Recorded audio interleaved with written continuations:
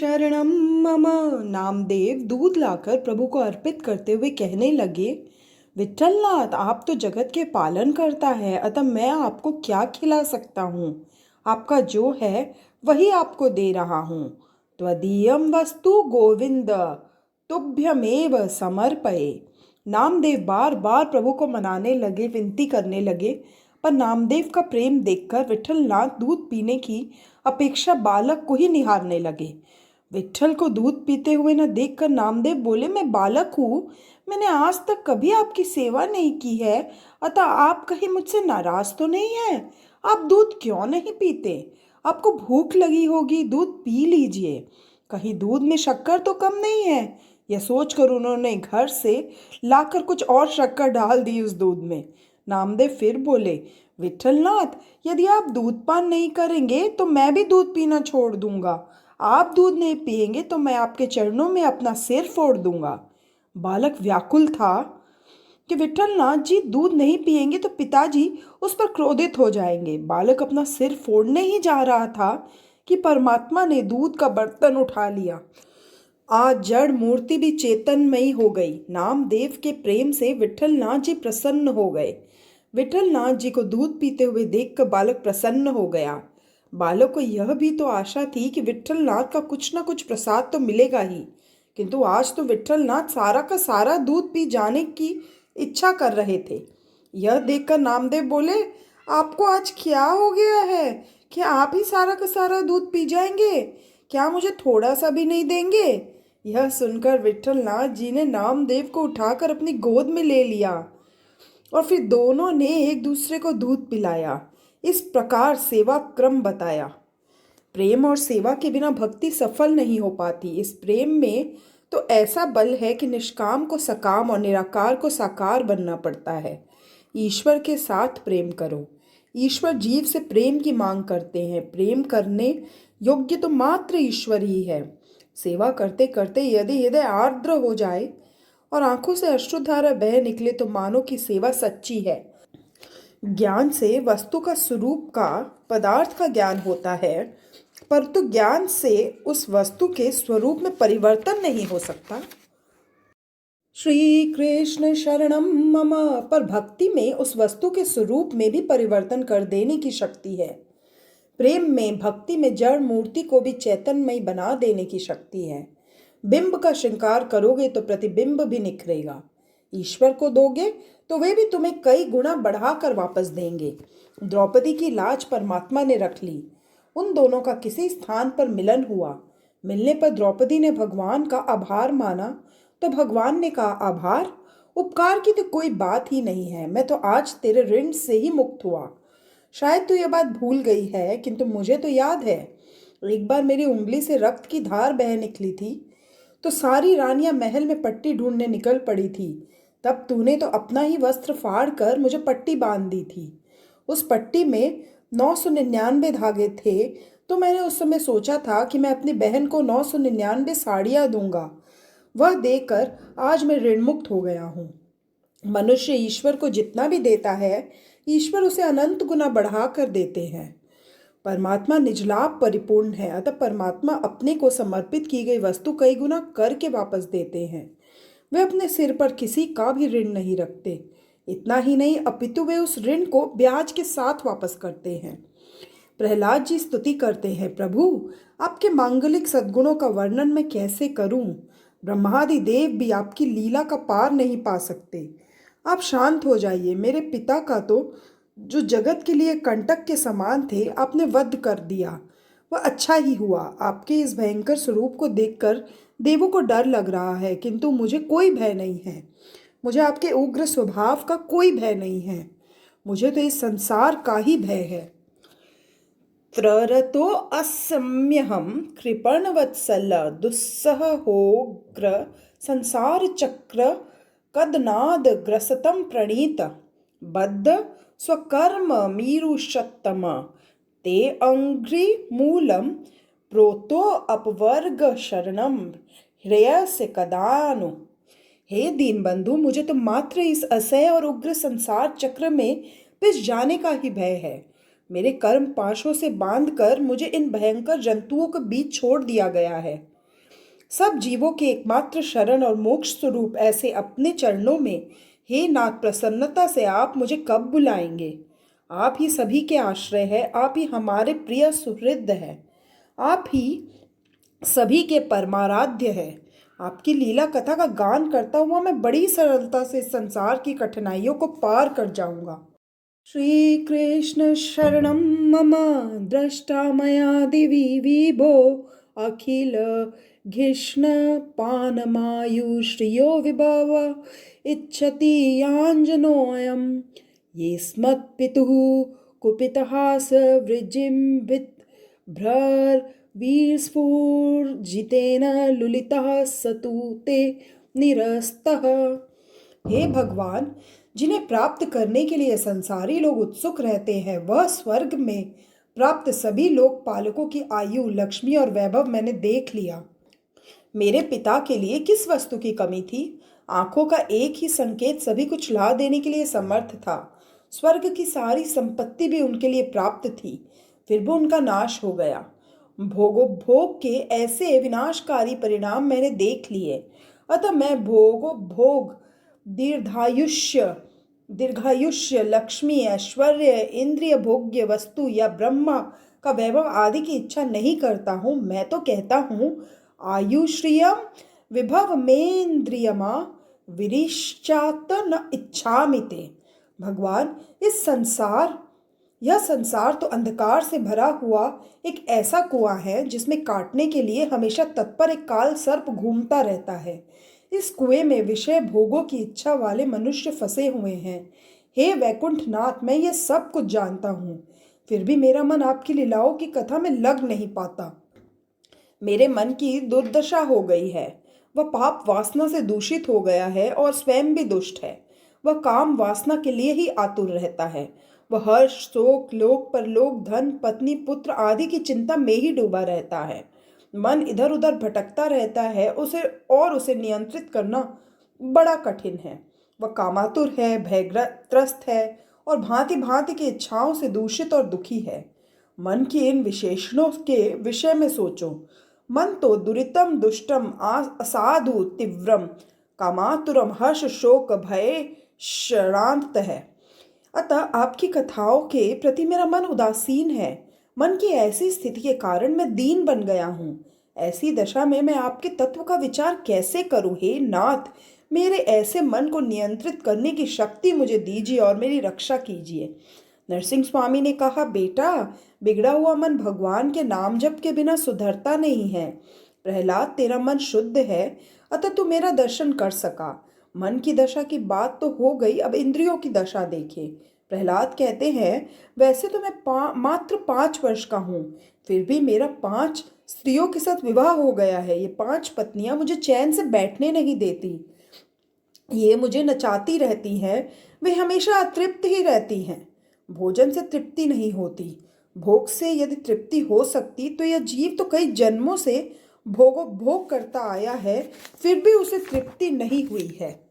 श्री कृष्ण शरणम मम। तृप्ति भोग से नहीं, त्याग से ही हो सकती है। यह लूली जीभ मुझे बहुत नचाती है। यदि इसे राजी करता हूँ तो आंखें सताने लगती है कि जरा सिनेमा तो दिखा दो। क्या सिनेमा से मनोरंजन प्राप्त हो सकता है? मनोरंजन तो तब मिलता है कि जब मन निर्विषय बनता है और इंद्रियां आत्मस्वरूप में लीन हो जाती है। सच्चा आनंद तो तभी मिलता है। मनुष्य यह जानता ही नहीं है कि सच्चा सुख और सच्चा आनंद कहाँ है। आंखों को समझाता हूँ तो कान चैन नहीं लेने देते। उन्हें तो रेडियो से सिनेमा संगीत सुनना है। जो व्यक्ति मानव जीवन सफल करने की इच्छा रखता है, वह श्रृंगारी गीत कभी नहीं सुनता। स्पर्श सुख भी मुझे सताता है। मैं जानता हूँ कि मेरा शरीर हार्ड मांस के सिवा और कुछ भी नहीं है, फिर भी मैं लाचार हूँ। मेरा सयानापन न जाने कहाँ गायब हो जाता है। इन इंद्रियों ने अनेक पत्नियों वाली पति से मेरी दुर्दशा कर दी है। मेरी दुर्दशा तो देखो। जीवे कतो अवृत विकर्षति मा वितृप्ता शिष्णो अन्यतस्तव गुदरं श्रवणं कुतश्चित् घ्राणो अन्यतस्पतदृक् च कर्म शक्तिर्व्यय सपत्न्य इव गोहपति लुनन्ति हे अच्युत, हमेशा अतृप्त रहने वाली यह जीभ मुझे स्वादिष्ट रसों की ओर खींचती रहती है। जनेंद्रिया विषय भोग के लिए सुंदर स्त्री की ओर, त्वचा कोमल स्पर्श सुख की ओर, पेट भोजन की ओर, कान मधुर संगीत की ओर, नाक भीनी भीनी सुगंध की ओर, चपल नेत्र सौंदर्य की ओर मुझे आकर्षित करते रहते हैं। कर्मेंद्रिया भी अपने अपने विषयों की ओर मुझे आकर्षित करती हैं।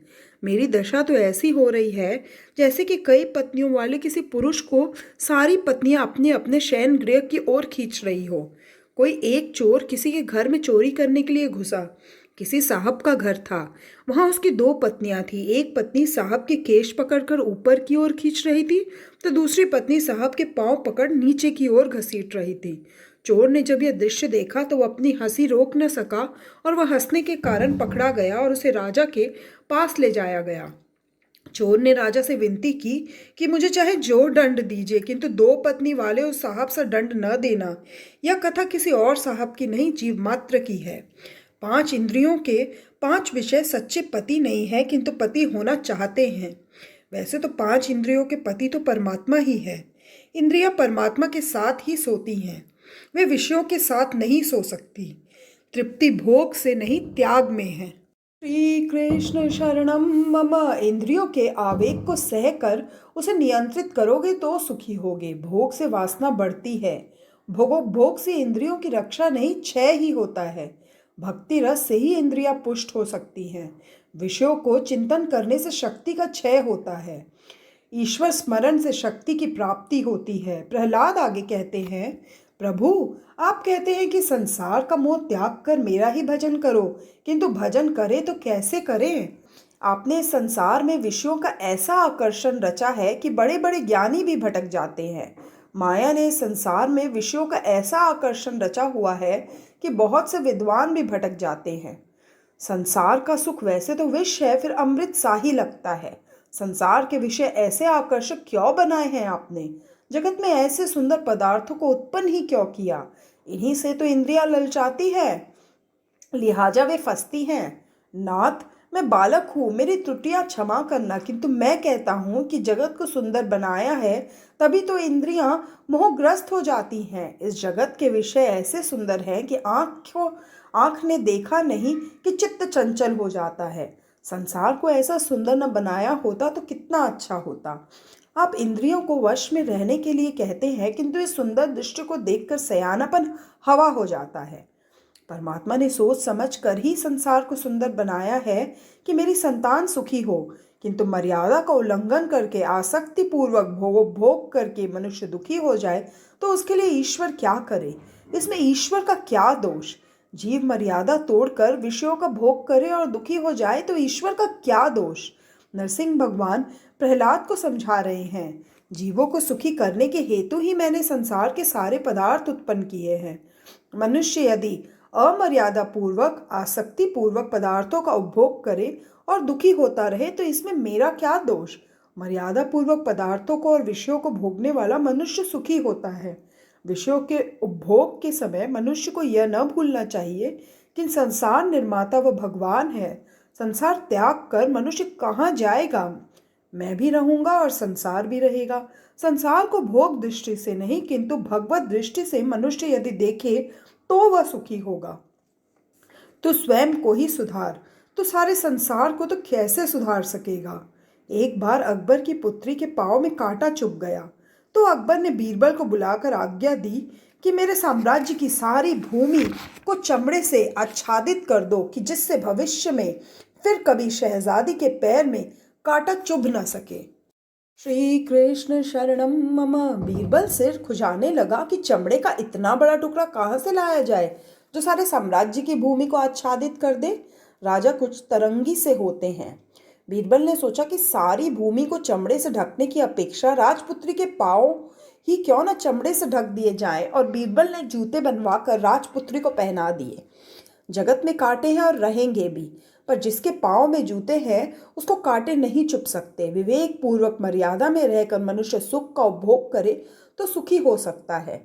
सुखों के उपभोग में मर्यादा और विवेक का अनादर करने पर मनुष्य को दुखी होना पड़ता है। सभी के सुख के हेतु ही संसार का निर्माण किया गया है। किंतु मनुष्य विवेक पूर्वक इसका उपयोग नहीं करता है, अतः दुखी होता है। किसी एक गांव में पीने के पानी की बड़ी तकलीफ थी। अन्नदान से भी जलदान श्रेष्ठ कहा गया है। अतः किसी एक सेठ ने 15-20 रुपयों की लागत से जनता के हितार्थ एक कुआं बनाया। लोग जल का उपयोग करते हुए सेठ को आशीर्वाद देने लगे। एक दिन इत्तेफाक से खेलता कूदता कोई लड़का उस कुएं में गिरकर पानी में डूबकर मर गया। अति दुख में विवेक नहीं रह पाता उस मृत लड़के के पिता सेठ के साथ झगड़ा करने लगा और उसे गाली देने लगा कि यदि उन्होंने कुआं बनवाया ही न होता तो लड़के की जान न जाती। अब आप ही सोचिए, क्या सेठ ने किसी व्यक्ति के पुत्र को मारने के लिए कुआं बनवाया था? उसने तो सभी के लाभ के लिए बनवाया था। ऐसा परोपकारी काम करने के कारण सारा गांव उसकी प्रशंसा करता था, आभारी था। जो लड़का मर गया ये अच्छा तो नहीं हुआ, किंतु इसमें सेठ का क्या दोष? यह संसार भी एक कुआं ही है, किंतु किसी को डुबा देने के लिए तो इसका निर्माण नहीं हुआ है। प्रहलाद जी कहने लगे, प्रभु आपको अपराधी तो कौन कह सकता है, किंतु इन विषयों को सुंदर बनाकर आपने ठीक नहीं किया। अतः अब तो आप हमें यही समझाएं कि संसार के विषयों में मन फंसने न पाए, इसके लिए हम क्या करें। नृसिंह भगवान कहने लगे, इस जगत को सुखी करने के हेतु मैंने 2 अमृत बनाए हैं। उसका पान करने से तुम्हारा मन विषयों की ओर आकर्षित नहीं होगा और इंद्रियां तुम्हें सताएंगी भी नहीं। ये 2 अमृत है, नामामृत और कथामृत। श्री कृष्ण शरणम मम। जब भी मन में विषय का पाप का प्रवेश हो तब कथामृत और नामामृत का आश्रय लो। जीव को, मनुष्य को विषय सता न सके, इसी हेतु से मैंने ये 2 अमृत बनाए हैं। उसका नित्य सेवन करो। स्वर्ग में जो अमृत मिलता है उसे पीने से सुख तो प्राप्त होता है, किंतु कहते हैं कि उससे पुण्य का क्षय भी होता है। किंतु कथामृत स्वर्ग के उस अमृत की अपेक्षा भी श्रेष्ठ है। इसे पीने से पाप का क्षय होता है। लीला कथा और नाम अमृत है। पाप को भस्मीभूत करके जीवन को शुद्ध करता है। मृत्यु सभी का भक्षण करती है, किंतु श्री रामचंद्र मृत्यु भक्षक के भी काल है। रावण को मारने के लिए रामचंद्र को यह सब क्यों करना पड़ा? रावण की हत्या के लिए राम को ऐसी लीला क्यों रचनी पड़ी? राम तो काल के भी काल है। ईश्वर तो अनंत शक्तिशाली है। वे संकल्प मात्र से ही रावण को मार सकते थे, किंतु रामचंद्र ने यह सारी लीला इस हेतु रची थी कि जनता रामायण का पाठ करे। रामायण श्रवण के समय तो लोग जगत को भूलेंगे ही। उन्होंने रावण की हत्या करने के लिए नहीं, किंतु कलयुग के लोगों को लीला श्रवण में तल्लीन करने के हेतु जन्म लिया था। लीला कथा मोक्षदाता है। प्रत्येक इंद्रियों को प्रेम से अपनी ओर खींचकर गोपियों को परमानंद का दान करने के लिए श्री कृष्ण की लीला थी। वे चाहते थे कि गोपियां मेरी लीला सुने, देखें और जगत को भूल जाए। उन्होंने गोपियों को मरने से पहले परमानंद का दान दिया। राम लीला काम विजय की लीला है। श्री कृष्ण भगवान की कामदेव पर यह विजय है। जगत के सभी विषयों को मन भूल जाए तो मन का निरोध होगा और वह ईश्वर में लीन हो जाएगा। कृष्ण लीला का प्रयोजन ही यह है कि मनुष्य किसी भी रीति से जगत को भूल जाए और कृष्ण लीला में तन्मय हो जाए। गोपियां इसी तरह से सभी लीलाओं का श्रवण स्मरण करती हुई प्रभु में लीन हुई थी। जब नाम ब्रह्म और नाद ब्रह्म एक होते हैं तब पर ब्रह्म का प्राकट्य होता है। नामामृत कुछ भी कर सकता है, इसके लिए क्या अशक्य है? श्री राम नाम जपन से सारे कष्ट जाए, श्री रामा जपन से सारा शुभ हो जाए। श्री राम रसना रटे जो सदा, श्री राम राम में विश्व सारा सुहाए।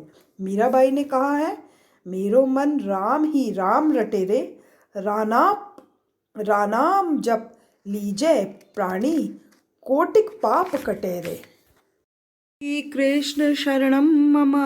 नाम जपन में, राम भजन में वैसे किसी वस्तु की आवश्यकता भी तो नहीं है। मीराबाई ने एक भजन में कहा है, मेरे पास कोई साधन नहीं है, मैं बिल्कुल साधन रहित हूँ, मेरे लिए तो बस एक तेरा नाम ही सब कुछ है। ढंग को नाम सुरत की डोरी, कलियां प्रेम चढ़ाओ वे माए, प्रेम की ढोल बने हो अति भारी, मगन हो गुण गाओ वे माए। तन करु तान मन करु ढपली, सोती सूरत जगाऊं ए माए, कीर्तन करूं मैं प्रीतम आगे, सो अमरापुर पाऊं ए माए। मो अबला पर कृपा कीजो, गुण गोविंद का गाऊं ए माए। मीरा के प्रभु गिरधर नागर, रज चरणों की पाऊँ माए, राम नाम मेरे मन बसियो, रास रस्यो रिझाऊँ माए, राम रस्यो रिझाऊँ माए। ये दो अमृत मैंने निशुल्क ही दिए हैं। ये दो अमृत श्रेष्ठ है। कृष्ण का नाम स्वर्ग के अमृत से भी श्रेष्ठ है। देव स्वर्ग के अमृत का पान करते हैं, फिर भी उसे शांति नहीं मिल पाती। कथामृत के पान से विषय शांत हो जाते हैं। नामामृत और कथामृत का पान करो। जब जब मन में पाप उभरे और आंखों में विकार आए, तब तब इन दो अमृतों का पान करो। इनके पान से विषय तुम्हें नहीं सताएंगे। भोगी कभी योगी नहीं हो सकता। कलिक काल में मनुष्य भोगी है, अतः यदि वह योगी बनने का प्रयत्न करेगा तो भी उसे सफलता तुरंत नहीं मिल पाएगी। अतः नामामृत और कथामृत ही सरल उपाय है। कथामृत और नामामृत के पान से संसार सुखदायी और ब्रह्मरूप लगता है। अज्ञानी को संसार दुख रूप लगता है, क्योंकि उसकी दृष्टि में विकार है। ज्ञानी के लिए संसार सुखरूप है, क्योंकि उसकी दृष्टि ब्रह्ममय होती है। प्रहलाद कहने लगे, प्रभु आपने दो अमृत बनाए हैं, यह तो ठीक है, किंतु मुझे तो इसका कोई लाभ है नहीं। मैं जानता हूँ कि भगवान की कथा और नाम अमृत है, किंतु मेरा मन इस कथा कीर्तन में स्थिर ही नहीं हो पाता। कीर्तन के बिना कथा परिपूर्ण नहीं हो सकती। कीर्तन के बिना कथा अपूर्ण है। अतिशय पापी को कृष्ण कीर्तन में से आनंद नहीं मिलता। पाप और अभिमान को दूर करने के लिए कथा में जाना चाहिए। अभिमान जैसा शत्रु कोई नहीं है। विवाह, मृत्यु और भोजन में बदली एक के बदले में दूसरा व्यक्ति नहीं चल सकती है, तो फिर भजन में कैसे चल सकती है? विवाह, मृत्यु और भोजन की भांति भजन भी स्वयं ही करना है। मात्र ज्ञान निरर्थक है। जीवन में ज्ञान को जितना भी उतार सकोगे उतना ही सार्थक होगा। भागवत व्यक्ति को मृत्यु के बाद मुक्ति देने की बात नहीं करती है। श्री कृष्ण शरणम मम। वह तो मृत्यु से पहले इसी जीवन में मुक्ति देती है। इंद्रियों के समुदाय को शुद्ध करो। गौ, इंद्रिय और कुल समुदाय। इंद्रियां शुद्ध होने पर तुम्हारा हृदय ही गोकुल बन जाएगा और उसमें परमात्मा विराजमान होंगे। प्रहलाद कहते हैं, नाथ, मैं जानता हूँ कि नामामृत और कथामृत का पान मन शुद्ध करता है और शुद्ध मन को जगत ब्रह्ममय दृष्टिगोचर होता है, किंतु मेरा मन ही ऐसा विचित्र है कि उन अमृतों का शीघ्र आसरा नहीं लेता है। सोचिए, क्या प्रहलाद जी का मन अशुद्ध था? नहीं, वे तो हम जैसे साधारण व्यक्तियों की बात कर रहे थे। वे हमारे मन की कह रहे थे। सांसारिक विषयों के चिंतन से हमारा मन विकृत हो गया है, अतः जगत भी हमें विकृत ही दिखता है। सिद्ध ज्ञानी को जगत विकृत नहीं किंतु ब्रह्मरूप दिखाई देता है, क्योंकि वे परमात्मा का सतत चिंतन करते हैं। साधक को भी जगत दिखाई नहीं देता, क्योंकि वह तो साधन में लीन हो गया होता है। जो ईश्वर से विमुख है उसी के लिए जगत बिगड़ा हुआ है। नाम का आश्रय लेने पर मन सुधरता है। हम जैसे साधारण मानवों के लिए और कोई मार्ग नहीं है। संसार का चिंतन करने से मन बिगड़ा हुआ रहता है। श्री कृष्ण का स्वरूप का चिंतन और स्मरण करने से यह मन सुधर सकता है। जब हम कथा में बैठे हुए होते हैं तो हमारी दृष्टि बार बार घड़ी की ओर दौड़ती है, किंतु जब बातें करते होते हैं तब हाथ पर घड़ी होने पर भी दृष्टि वहां जाती ही नहीं है और रात के 1:30 भी बज जाता है। समय का नाश सर्वस्व का नाश है। यदि मरते समय कोई लक्षाधिपति भी ठाकुर जी से कहे कि मैं 1,00,000-2,00,000 रुपए देने को तैयार हूँ, मुझे 2 दिन और दीजिए, तो क्या ठाकुर जी उसकी आयु बढ़ा देंगे? नहीं, क्योंकि भगवान समय का दान करने में बड़े कृपण हैं। यह मन बड़ा दुष्ट है, कामातुर है, सदा काम सुख का चिंतन करता रहता है। विषयोपभोग की अपेक्षा काम सुख का चिंतन अधिक बुरा है। मन ऐसा बिगड़ा हुआ होता है कि वह कथा में स्थिर ही नहीं रहता। मन हर्ष, शोक और भय से युक्त है। मन थोड़ा सा भी लाभ होने पर खुशी के मारे उछल पड़ता है और थोड़ी सी हानि से भी आंसू बहाने लगता है। किसी भी स्थान पर ऐसा नहीं लिखा हुआ है कि भगवान की कृपा से धान मिलता है। भागवत के 8वें स्कंद में कहा गया है कि मैं प्रभु जिस पर कृपा करता हूँ उसकी सारी संपत्ति का नाश करता हूँ। भगवत कृपा का फल धन नहीं है। धन तो प्रारब्ध से मिलता है। भगवान की कृपा से तो मन की शुद्धि होती है। श्री कृष्ण शरणम मम। भगवान जिस पर कृपा करते हैं उसे संपत्ति नहीं दरिद्रता देते हैं। प्रभु कृपा के होने पर तो सत्कर्म करने की इच्छा होगी। जीव तो ऐसा दुष्ट है कि वह साधारण आनंद से भी पागल हो जाता है और थोड़े से दुख से भी रोने लग जाता है। संसार में पाप है ऐसी कल्पना कभी मत करो। तुम्हें संसार के नहीं अपने मन में छिपे हुए पाप का उत्तर देना पड़ेगा। तुम जगत के पाप दूर नहीं कर पाओगे। प्रहलाद कहते हैं, मेरा मन असाधु है, मेरा मन कामातुर है। आपकी कथा में, आपके नाम स्मरण में वह स्थिर नहीं हो पाता। कृपया आप ही मेरे मन को सुधारिए। अपकार का बदला उपकार से देना साधुता है। भगवत सेवा से विमुख व्यक्ति को देखकर मुझे दुख होता है। संसार के प्राय सभी लोग जितना श्रम करके दुख उठाते हैं, उतना श्रम यदि भगवत सेवा के लिए करें तो वे सुखी हो जाएंगे। यह संसार का सुख कैसा है? सांसारिक सुख दांत खुजली को खुजलाने जैसा है। मैथुन सुख और अन्य इंद्रिय सुख भी इसी कोटि के हैं। जब तक खुजली को खुजलाते रहोगे तब तक शांति का आभास रहेगा, किंतु नाखून के विष से दांत बढ़ता जाएगा और सताएगा भी अधिक। यह सभी सुख तुच्छ और दुखदायी है। जन्मैथुनादि गृह मेधि सुखम ही तत्तुच्छम कुंडयनेन करयोरिव दुखम। गीता जी में भी कहा गया है, ये ही संस्पर्शजा भोगा दुख योने एव ते आद्यंतवंत कौन्तेय न तेषु रमते बुध। इंद्रियों तथा विषयों के संयोग से उत्पन्न होते हुए भोग निसंदेह दुख के कारण है। वे आदि और अंत युक्त अर्थात अनित्य है। अतः हे अर्जुन, ज्ञानी मनुष्य इन सुखों में कभी नहीं भटकते। वे ऐसे सुखों की इच्छा भी नहीं करते। जब इंद्रियां ललचाने लगे उस समय मानव यदि मन को शांत रखे और सावधान रहे तो वह सुखी हो सकता है। प्रहलाद प्रार्थना करने लगे, हे नाथ, मैं इन सब झंझटों से थक गया हूँ। तब प्रभु बोले, चल मैं तुझे अपने धाम में ले चलूं। प्रहलाद ने कहा, मैं वहां अकेला नहीं आ सकता।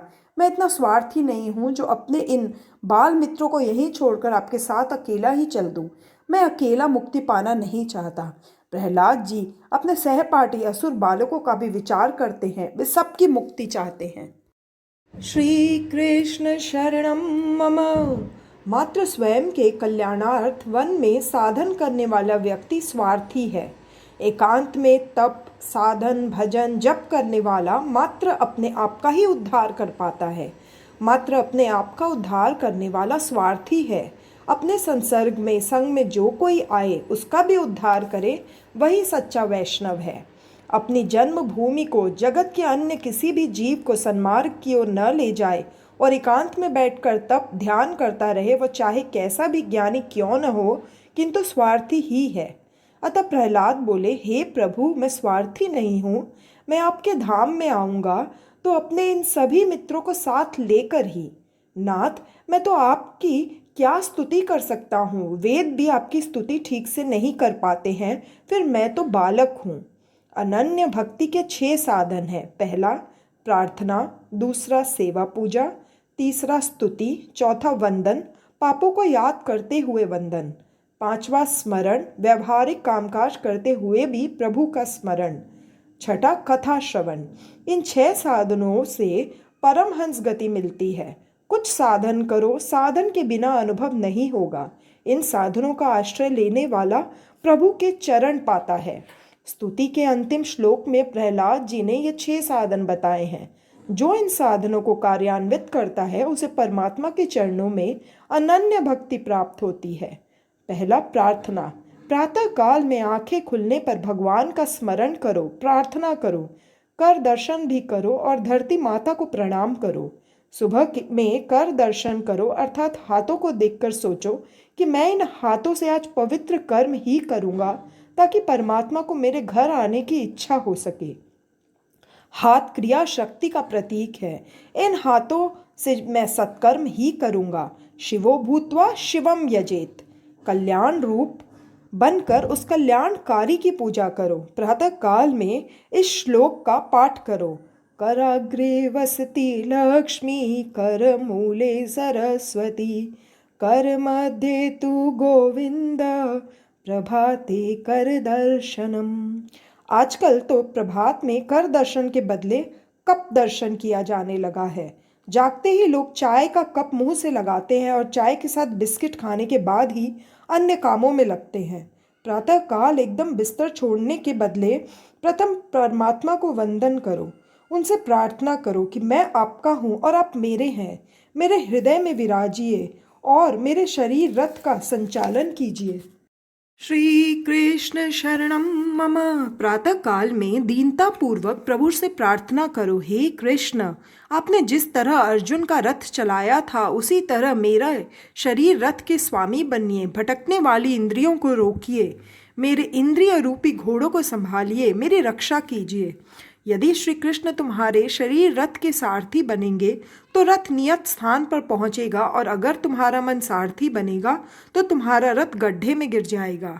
भगवान जीव से कहते हैं, यदि तू अपना रथ मेरे अधीन करेगा तो तेरे इंद्रिय रूपी घोड़ों को मैं नियंत्रित करूंगा, संभालूंगा और दिव्य मार्ग की ओर तुझे ले जाऊंगा।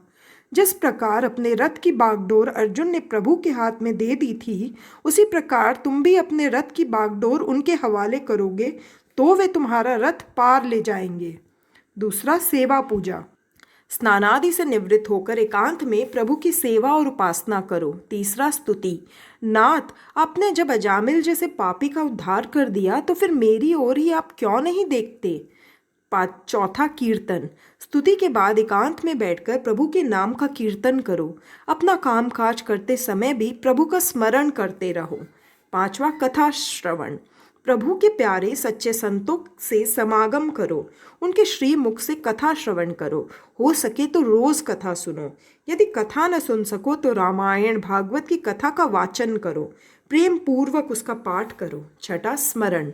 समस्त कर्मों का समर्पण। रात को सोने से पहले किए हुए कर्मों का विचार करो कि क्या प्रभु को पसंद आए ऐसे कर्म मेरे हाथ से आज हुए हैं।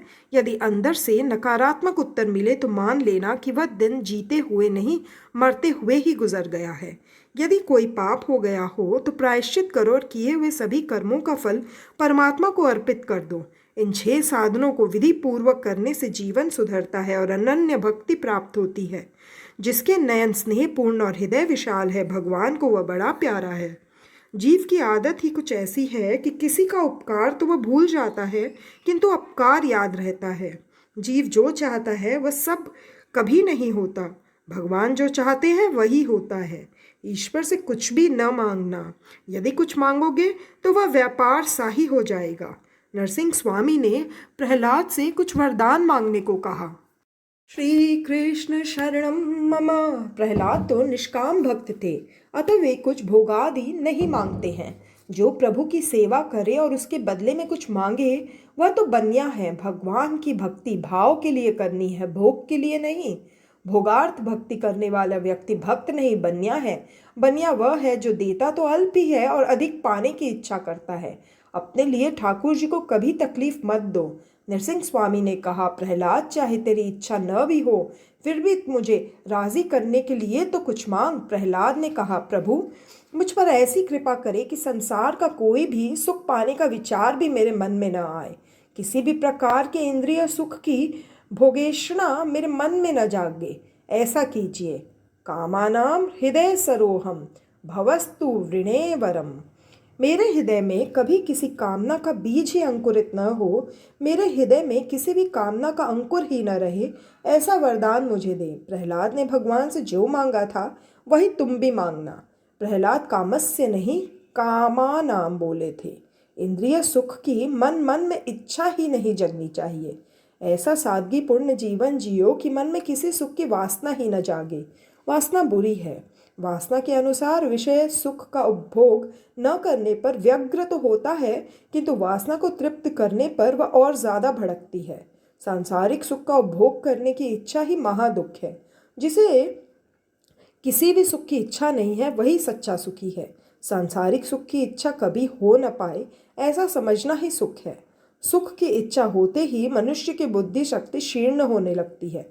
मन पर हमेशा भक्ति का अंकुश रखो। प्रहलाद ने वरदान भी कैसा मांगा, वासना की जागृति तेज का नाश करती है, सो ऐसी कृपा करो कि मेरे मन में वासना जागे ही नहीं। गीता में कहा गया है, सर्व काम्य कर्मों का और सर्व इच्छाओं का त्याग ही संन्यास है, ऐसा महात्मा कहते हैं। काम्यानाम कर्मणाम न्यासम संन्यासम कवयो विदुः। जीव निष्काम होता है तो उसका जीव भाव नष्ट हो जाता है और फिर वह भगवान के साथ एक हो जाता है। जीव ईश्वर रूप बनता है। पुण्य भी मुक्ति में बाधक है। विवेक से पुण्यों का क्षय करो, मेरे स्वरूप का निरंतर ध्यान करो। पाप लोहे की जंजीर है और पुण्य सुवर्ण की जंजीर है। इन दोनों को नष्ट करके ही तुझे मेरे धाम में आना है। यह स्तुति का पाठ करके मुझे और तुझे जो याद करेगा वह कर्म बंधनों से मुक्त हो जाएगा।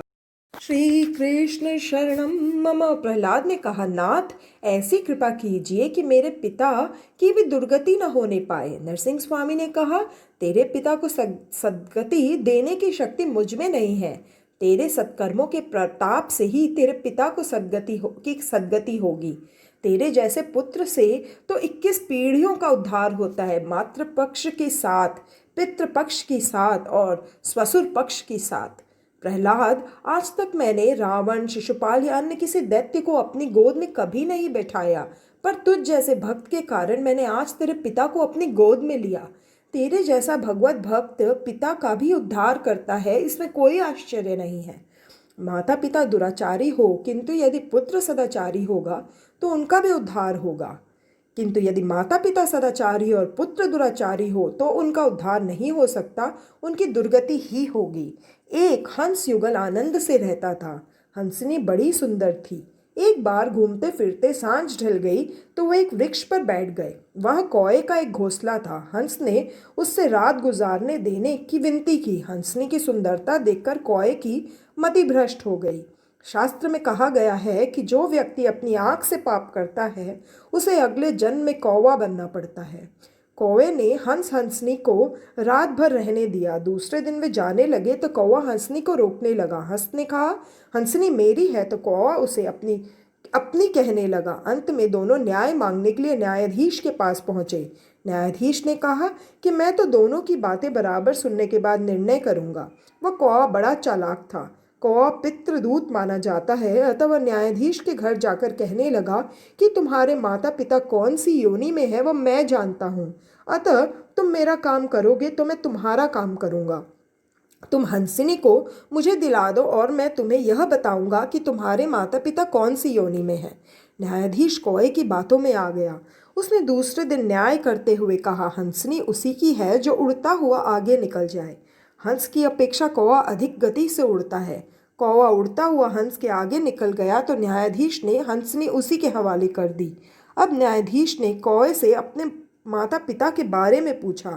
कौए ने उसे एक कूड़े के ढेर के पास ले जाकर कहा, यह 2 जंतु ही तुम्हारे माता पिता है। अन्यायी पुत्र के माता पिता की ऐसी ही दुर्गति होती है। श्री कृष्ण शरणम मम। पिता के सिर बड़ी भारी जिम्मेदारी होती है। यदि वह अपने पुत्र को संस्कारी बनाए तो उसका पुत्र ही वैरी बन जाता है। प्रहलाद, तू अशांत न होना। तेरे पिता का उद्धार हो गया है और साथ साथ तेरी 21 पीढ़ियां पवित्र हो गई है। सुखदेव जी वर्णन करते हैं, राजन, अब तो तुम्हें विश्वास हो गया होगा कि भगवान के दंड में भी करुणा है। भगवान जिन दैत्यादि को मारते हैं उनका उद्धार भी तो करते हैं। निष्काम भगवान का काम भाव से चिंतन करने वाली गोपियां भगवान में बन गई तो शिशुपाल क्रोधाभाव से प्रभु का चिंतन करता था, फिर भी वह प्रभु में हो गया। कंस भी भय से प्रभु का चिंतन करता हुआ प्रभु में हो गया। भगवान के ध्यान में गोपियां काम भाव से, शिशुपाल वैर द्वेष भाव से, कंस भय से तन्मय हुआ था। अटल वैर भाव, वैर विहीन भक्ति भाव, भय, स्नेह या अन्य किसी भी काम भाव कामना से भगवान में पूर्णतः मन लगाना चाहिए। भगवान की दृष्टि से इन भावों में कोई भेद नहीं है। बात इतनी सी और यही है कि किसी भी रीति से भगवान से तन्मयता हो। भगवान के द्वारपाल जय और विजय के ये 3 अवतार हुए थे। पहला हिरण्याक्ष और हिरण्यकश्यपु, यह लोभ का अवतार था। दूसरा रावण और कुंभकर्ण, यह काम और प्रमाद का अवतार था। तीसरा शिशुपाल और दंतवक्र, यह क्रोध और अभिमान का अवतार था। प्रहलाद जी ने अपने पिता के मृत देह का अग्नि संस्कार किया। ब्रह्मा जी ने प्रहलाद का राज्याभिषेक किया। प्रहलाद ने नरसिंह स्वामी को प्रणाम किया। नरसिंह स्वामी प्रसन्न हो गए। नारद जी ने प्रेम से प्रहलाद की चरित्र कथा धर्मराज को सुनाई। फिर भी नारद जी ने देखा तो धर्मराज के मुख पर ग्लानि छाई हुई थी। नारद जी सोच में डूब गए कि अब भी धर्मराज उदास क्यों हैं? क्या कथन में कोई क्षति हो गई है, जो कि यह कथा से भी आनंदित नहीं हुए हैं? धर्मराज से नारद जी ने पूछा, तुम्हारे मुख पर आनंद क्यों नहीं है? क्या चिंता है तुम्हें? धर्मराज ने कहा, 5 वर्ष के प्रहलाद का ज्ञान, वैराग्य और प्रेम तो देखो। धन्य है प्रहलाद और उनका बचपन और उसका प्रेम कि जिसके कारण प्रभु स्तंभ में से प्रकट हुए हैं। मैं 55 वर्ष का हो गया, फिर भी एक भी बार प्रभु का दर्शन नहीं कर सका हूँ। मेरा जीवन पशु सा ही बीत गया। धन के पीछे दौड़ा, भूख लगी तो खाना खाया, नींद आई तो सो गया, वासना जगी तो कामांध हुआ।